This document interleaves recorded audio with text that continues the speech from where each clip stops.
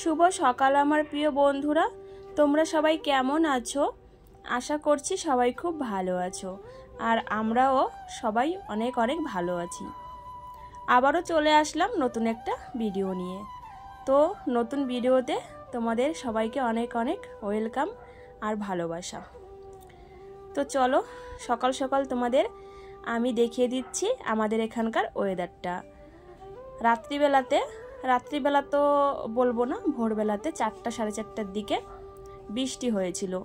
তো সেই বৃষ্টিতেই কিন্তু ঘরবাড়ি একটু ভিজে হয়ে আছে। আর এদিকে কিন্তু দেখো সূর্য মামা একটুখানি উঠেছে, বেশি কিন্তু ওঠেনি।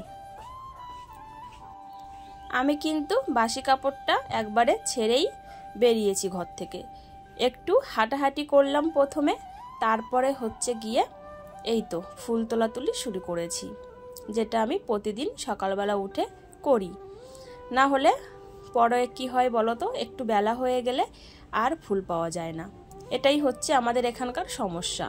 কারো গাছে ফুল থাকলে সেই ফুল আর যদি তুমি পরে নিতে চাও, যে আমি পরে স্নান টান করে দুপুরবেলাতে হোক বা যখনই স্নান করব তখন তুলবো, কিন্তু সেই ফুলটা তুমি আর পাবে না, কারণ থাকে না, সবাই নিয়ে যায় আর কি পুজোর জন্য। যেই কারণে প্রত্যেকটা বাড়িতেই আমাদের এখানে বউরা ফুলটা তুলে রাখে। বন্ধুরা কত ফুল হয়েছে দেখো। আজকে সাজিটা ভরে গেছে, আমি ভীষণ খুশি হয়েছি আজকে ফুল তুলে। এই জবা ফুলগুলো আজকে অনেক ফুটেছে। তো চলো এগুলোকে ধুয়ে এখন ঘরে রেখে আসবো। আর আমাদের গাছে নীলকণ্ঠ ফুলও কিন্তু অনেকগুলো হয়েছে আজকে। না হলে কে বলো তো চায় সকালবেলায় বাসি কাপড়টা ছেড়ে ফুল তুলতে? আমরা তো পারি, তাই না, স্নান করে পুজো দেওয়ার সময় ফুলটা তুলতে, কিন্তু কোনো উপায় যে নেই। লোকের জন্য সকালবেলায় নিজেদের গাছের ফুল নিজেদেরকেই তুলতে হয়। ধুয়ে ফুলটা ঘরে রেখে আসলাম। তারপরে আমি ভাবছি ঘরটা আগে ঝাড় দিই, যেহেতু উঠান ঝাড় দিইনি, তো ঘরের নোংরাগুলো ঝাড় দিয়ে একবারে বাইরেই ফেলে দিই, তারপরে গিয়ে উঠান ঝাড় দেবো। বড় ঘরটা আমার ঝাড় দেওয়া হয়ে গেছে। এবারে আমি চলে এসেছি রান্নাঘরে। তো রান্নাঘরে এসে আমি কিন্তু লাইটটাকে জ্বালিয়ে দিলাম। লাইট ছাড়া কিন্তু একটু কাজও করা যায় না, আর চোখেও কিছু দেখা যায় না। তো উনানের ছাইটা ফেলে দিয়েছি সবার প্রথমে, তারপরে ঘরটা ঝাড় দিচ্ছি। আর এই ছাইটা ওই পিছনেই রেখে দিলাম, উনানের পেছনে, কারণ এই ছাইটা দিয়ে না মাছ কাটতে লাগে আমাদের। তো অনেক সময় কি হয়, কাটা মাছ তো আনে বাবা, কিন্তু অনেক সময় কি হয় গোটা মাছও নিয়ে আসে। তো সেই মাছটা কাটতে গেলে তো ছাই লাগে, তো সেই কারণে একটু প্যাকেটের মধ্যে তুলে রাখি। তারপরে গিয়ে আমি উনানটা লেপে নিচ্ছি। বাসি উনান লেপি, গরুর খাবার আর ভাত করি, তাও কিন্তু আমি একদিন দুদিন পরে কিন্তু লেপে নেওয়ার চেষ্টা করি। আর বৃহস্পতিবার আর শনিবার তো লেপতেই হয়, গোটা ঘরটাই আমি লেপি, উনান আর ঘর পুরো। কিন্তু এমনি দিনে বাদবাকি যে 5টা দিন আছে, ওই একদিন পর বা প্রত্যেক দিন ওই উনানটা শুধু লেপে নিই। উনান লেপার পরে সেই জলটা পাল্টে দিয়ে তারপরে আবার নতুন করে জল নিয়ে আসলাম, সেটা দিয়ে ঘরের দুয়ারে পোঁছ দিচ্ছি। কারণ উনান লেপার ওই এঁটো জল দিয়ে তো আর দুয়ারে জল দেওয়া যাবে না, সেই কারণে। আমাকে একদিন একটা কাকিমা বলছে যে যেটাতে তুমি উনান ঘর বাড়ি লেপো রান্নাঘরটার, সেই জল দিয়েই কি রাস্তায় করো, আমাকে বলছিল একদিন। তো আমি বললাম কি যে কেন ওটা দিয়ে আমি করবো, এঁটো কাটা দিয়ে কেউ কি কোনোদিন করে? তাও আমাকে কিন্তু জিজ্ঞাসা করেছিল, আমার মনে আছে। তো আজকে হঠাৎ করে মনে পড়লো, তাই তোমাদের বললাম। এঁটো কাটা জল দিয়ে কি কেউ ঘরের দুয়ারের সামনে জল দেয়? তোমরাই বলো। এদিকে দেখতে পেলে আমার শাশুড়ি মা আসলো ও বাড়ি থেকে। আমাদের ও বাড়িতে সন্ধ্যাবেলাতে আর কি রুটি খাওয়া দাওয়া করে ও বাড়িতে বাবার মা থাকে রাত্রে, আর আমি, আমার বর আর আমার ছেলে আমরা থাকি এ বাড়িতে। আমরা 5 জন মানুষ, কিন্তু 2 জন ও বাড়িতে, 3 জন এই বাড়িতে। পাহারা দিতে লাগে, যেহেতু ও বাড়িতে গরু আছে মুরগি আছে, তো সেই কারণে দিনের বেলাতে চুরি হয়ে যায়, আর রাত্রিবেলাতে যদি তুমি ও বাড়িতে না থাকো তাহলে কিচ্ছু থাকবে না, সব চুরি করে নিয়ে যাবে লোকেরা। তো সকালবেলা একটু বৃষ্টি হয়েছে না, ঘরের সামনে জল হয়ে গেছে, কেমন কাদা কাদা একটু হয়ে গেছে। পাতাগুলো আগে সরিয়ে নিচ্ছি, পরে আমি জলটা ঝাড় দিয়ে রাস্তায় ফেলে দেব। আমাদের কোনো অসুবিধা হয় না বৃষ্টি হলে, কিন্তু আমার ছেলেটার একটু অসুবিধা হয়ে যায়, কারণ ছোট বাচ্চা তো একটু খেলতে চায়। আর এই ঘরের সামনে রাস্তায় যদি জল জমে থাকে না, ওর একটু সমস্যা হয়। আর এইটুকু জায়গা তোমরা বুঝতেই পারছো একটা বাচ্চা মানুষ করা কতটা টাফ। কিন্তু এই তো 4টা বছর ধরে এইটুকু জায়গার মধ্যেই ওকে মানুষ করলাম। একটু কষ্ট হয়, কিন্তু কোনো উপায় যে নেই, করতেই হবে। এইটুকু জায়গা আমি কোন দিক থেকে আর বাড়াবো বলো। খালি এই জায়গাটা নিয়ে সমস্যা থাকার কারণেই আমরা কিন্তু মানে ওই যেখানে বাড়ি বানাচ্ছি ওই জায়গাটা আমাদের কিনতে হয়েছে। এই বাড়ির জায়গাটা যদি একটু বড় থাকতো না, তাহলে আর নতুন করে জায়গা কিনে বাড়ি করতে হতো না। এখানেই কিন্তু আমি বাড়িটা করতে পারতাম। যত টাকা দিয়ে ওখানে জায়গাটা নিয়েছি সেই টাকাতে কিন্তু আমার এখানে বাড়িটা হয়ে যেত। এবার দেখো আমার ডবল খরচা হয়ে গেছে, জায়গা কিনেছি আবার বাড়িও করতে হয়েছে। কত টাকা আমার মানে গেছে বলো তোমরা। যাই হোক, এখন কিছু করার নেই। এখন এইটুকু জায়গার মধ্যে ঘরবাড়ি হবে না জন্যই না আমাকে কিনতে হলো। এই জায়গাটা অনেকেই বলছে বিক্রি করে দাও, কিন্তু আমরা বিক্রি করব না। যেহেতু আমার আজকে একটা সন্তান আছে, পরবর্তীতে আরও হতে পারে, তো সেই কারণে জায়গার বিক্রি করব না। যদি ভগবান দেয় কিনতে তাহলে একটু কিনবো, কিন্তু বিক্রি আর করব না। আর ওরকম ভগবান যেন ওরকম অভাবও না দেয় যে জমি জায়গা বিক্রি করতে হয়। যেভাবে চলছে এইভাবেই যেন সারা জীবন চলতে পারি। বেশি টাকারও আমার দরকার নেই, যেইটুকু দিচ্ছে এইটুকু দিলেই অনেক। যাই হোক চলো, তারপরে চলে গেছিলাম রান্নাঘরে ঝাড়ুটা ধুয়ে রেখে।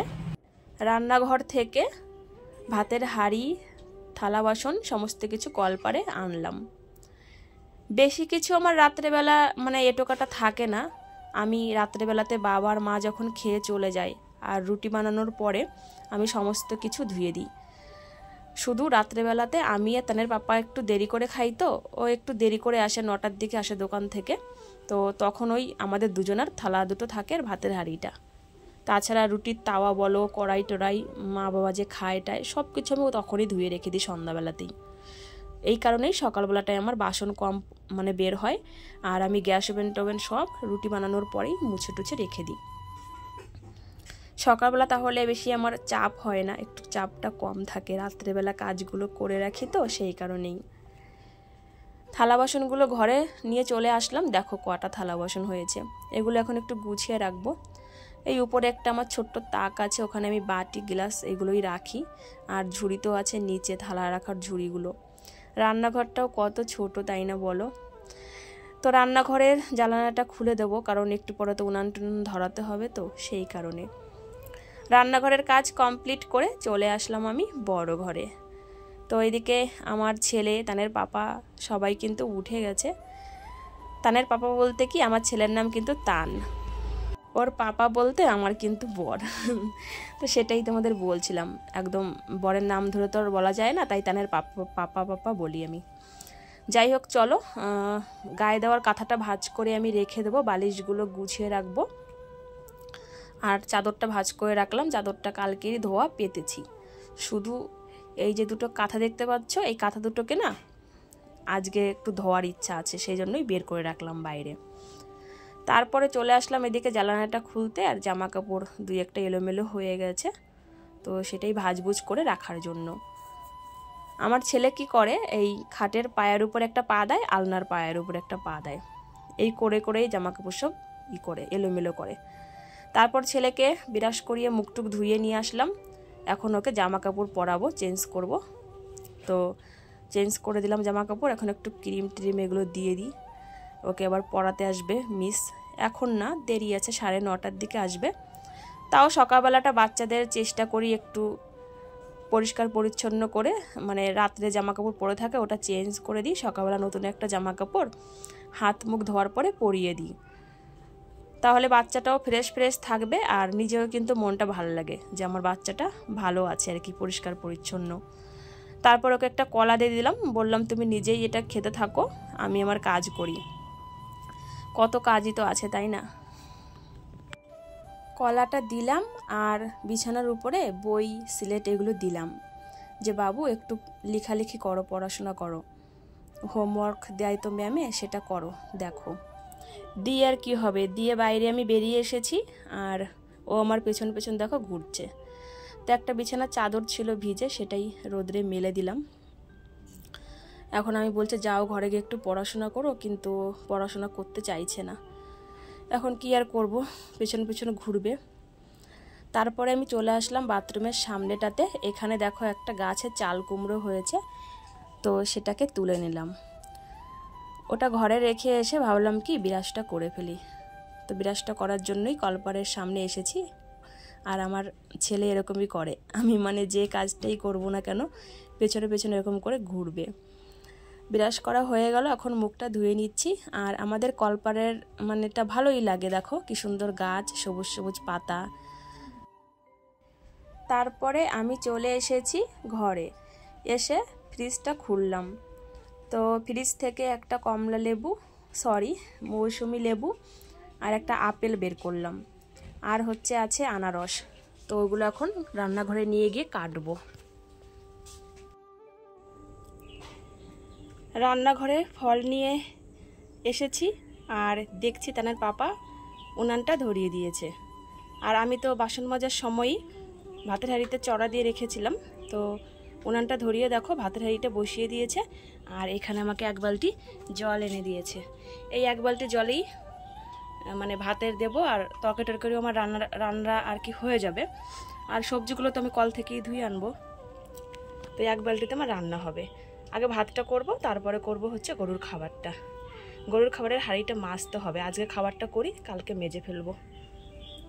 এদিকে বালতির মধ্যে পটল আছে, ফ্রিজেও আছে পটল, উচ্ছে আর মূলো আছে আর কি, একটা না দুটো। আর এই যে চাল কুমড়োটা পারলাম গাছের থেকে, দেখতেই তো তোমরা পেলে। আর এখানে দেখো চালও ধুয়ে এনে রেখেছে, আমাকে বলছে চালটা দিয়ে দাও। কত হেল্প করে আমাকে, অনেক হেল্প করে। তো চলো চালটা দিয়ে দিই, জলটা না গরম হয়ে গেছে। তারপরে রান্নাঘরে এসে আমি চালটা আগে ধুয়ে হাঁড়িতে দিয়ে দিচ্ছি। তানের পাপা বলল কি ভাতটা আগে বসিয়ে দাও, পরে তুমি গরুর খাবারটা রান্না করো। তো সেটাই আমি করছি, ও আমাকে যা বলে তো সেইগুলো কথাই আমি মানার চেষ্টা করি সব সময়ে। তো যাই হোক চলো, আগুন কিন্তু অনেকটাই মানে বেরিয়ে যাচ্ছে এদিক থেকে ওদিক থেকে। চালটা ধুয়ে দেওয়ার পরে তানের পাপাকে মুড়ি দিয়ে আর তাল দিয়ে খেতে দিয়ে দিচ্ছি আগে। ও যাবে দোকানে, ওর দেরি হয়ে যাচ্ছে। তো আমি ওকে খেতে দিয়ে তারপরে ফল কাটতে বসবো।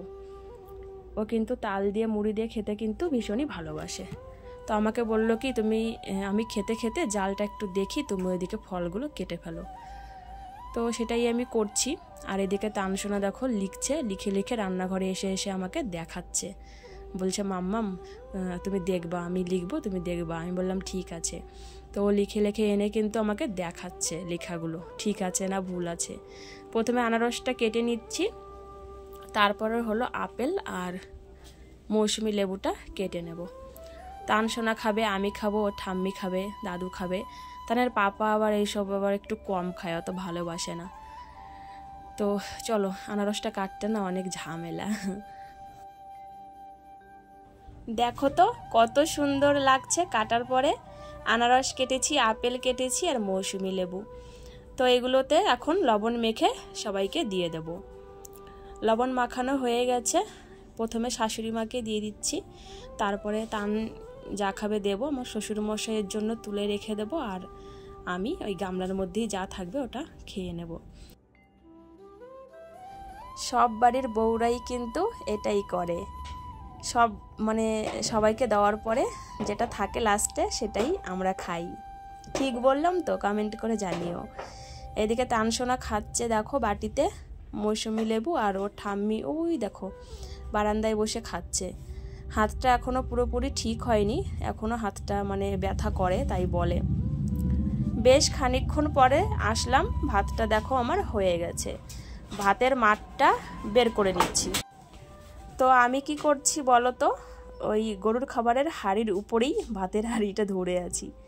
আর একটা জিনিসে আবার ফ্যান বের করব, এটার উপরেই করি, ওটা দিয়েই গরুর খাবার রান্না করব, হয়ে যাবে।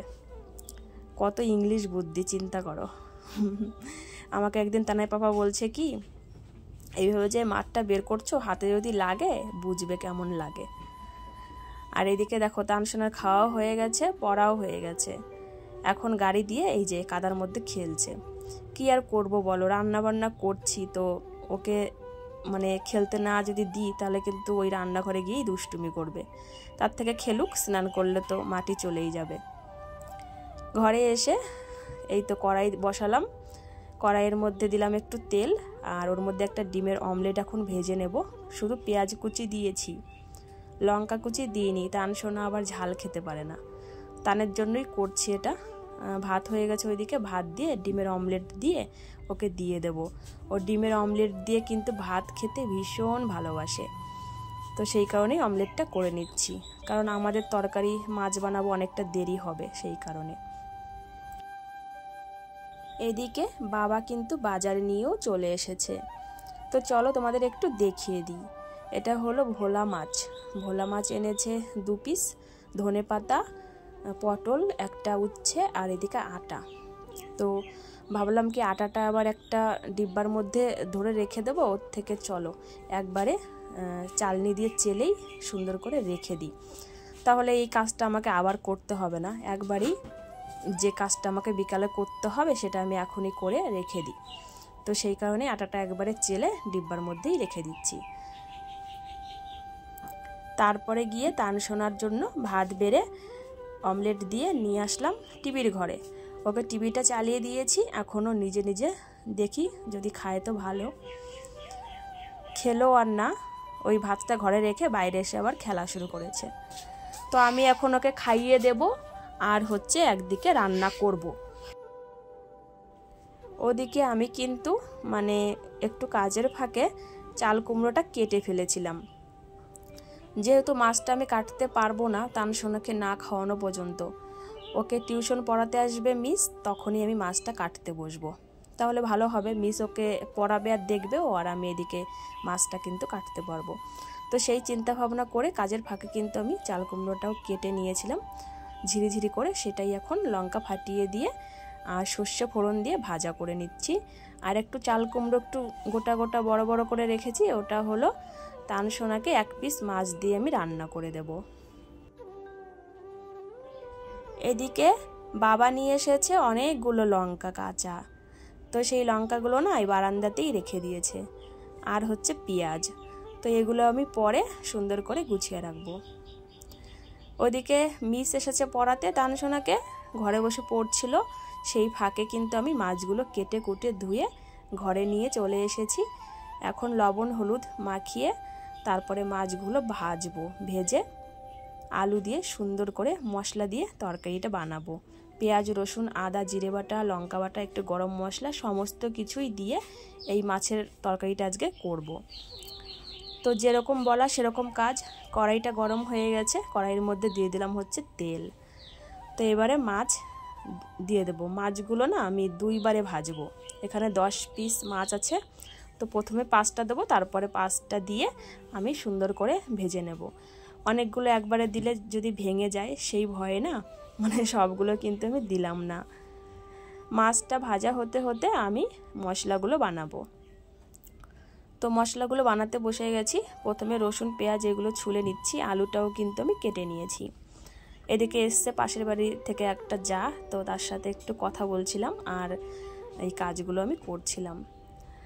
তো চলো এখন শিলপাটাতে আমি মশলাগুলো বেটে তরকারিটা রান্না করব। মশলা বানাতে বানাতে কিন্তু আমার মাছগুলো ভাজা হয়ে গেছে, তো গামলার মধ্যে রেখেছি। সেই তেলের মধ্যেই গোটা জিরে দিয়েছি আর আলুটা দিয়ে সুন্দর করে ফ্রাই করে নিচ্ছি লবণ আর হলুদ দিয়ে। তো এই আলুটা কিন্তু আমি তুলে আবার রেখে দেব। তারপরে হচ্ছে মশলাটা ভেজে নেব, যেই মশলাটা আমি বানাবো পেঁয়াজ রসুন আদা যেগুলো আর কি বাটাবাটি করব ওই পাটাতে, সেটাই পরে আবার কষাবো। তো আলুগুলো কিন্তু তুলে নিয়ে আমি মশলাটা কষিয়ে নিচ্ছি।